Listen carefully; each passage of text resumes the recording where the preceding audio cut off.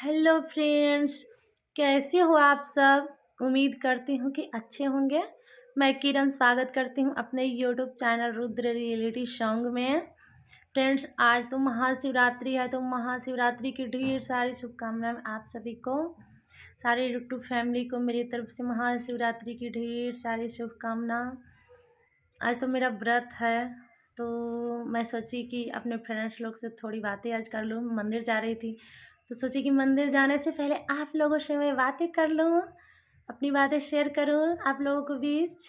मैं बताऊँ कि मैं मंदिर जा रही हूँ, आज मेरा फास्टिंग है। तो सोची कि आप लोग को एक गाना सुना देती हूँ, उसके बाद जाती हूँ मंदिर। आप लोग देख सकते हैं मैं रेडी होकर बैठी हूँ। तो मैं आप लोग को एक सॉन्ग सुना रही हूँ शिव विवाह का। बहुत ही अच्छा सॉन्ग है। अगर आपको अच्छा लगे तो प्लीज़ आप मेरे चैनल को सब्सक्राइब ज़रूर कीजिए, वीडियो को लाइक कीजिए, कमेंट कीजिए। फ्रेंड्स, आप लोग मुझे सपोर्ट कीजिए, आप लोग मेरे हौसला को टूटने नहीं दीजिए, मेरा हौसला आप लोग बुलंद रखिए। आप सभी मेरे ताकत है। मैं आप लोगों को सुना रही हूँ शिव विवाह का सॉन्ग। बसहा चढ़ल मत वाला वाए माई शंकर जी दुलहवा। बसहा चढ़ल मत वाला वाए माई शंकर जी दुलहवा।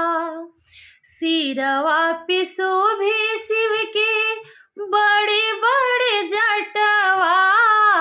सिरवा पिसो भी शिव के बड़े बड़े जटवा। जटवा से बही गंगा धारावा। ए माई शंकर जी दुलहवा। जटवा से बही गंगा धारावा। ए माई शंकर जी दुलहवा। बसहा चढ़ल मत वाला वाए माई शंकर जी दुलहवा। गलवा में शोभे शिव के शरीफ के मालावा। गलवा में शोभे शिव के शरीफ के मालावा। शरीफ छोड़े ले फूफू करवाए माई शंकर जी दुलहवा। शरीफ छोड़े ले फूफू करवा। ए माई शंकर जी दुलहवा। बसहा चढ़ल मत वाला वा। ए माई शंकर जी दुलहवा। डाँड़वा में शोभे शिव के मिर्गा के छालावा।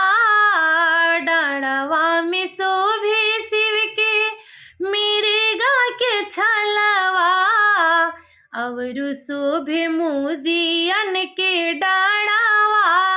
ए माई शंकर जी दुलहवा। अवरु शोभे मुजियन के डाँड़वा। ए माई शंकर जी दुलहवा। बसहा चढ़ल मत वाला वा। ए माई शंकर जी दुलहवा। बसहा चढ़ल मत वाला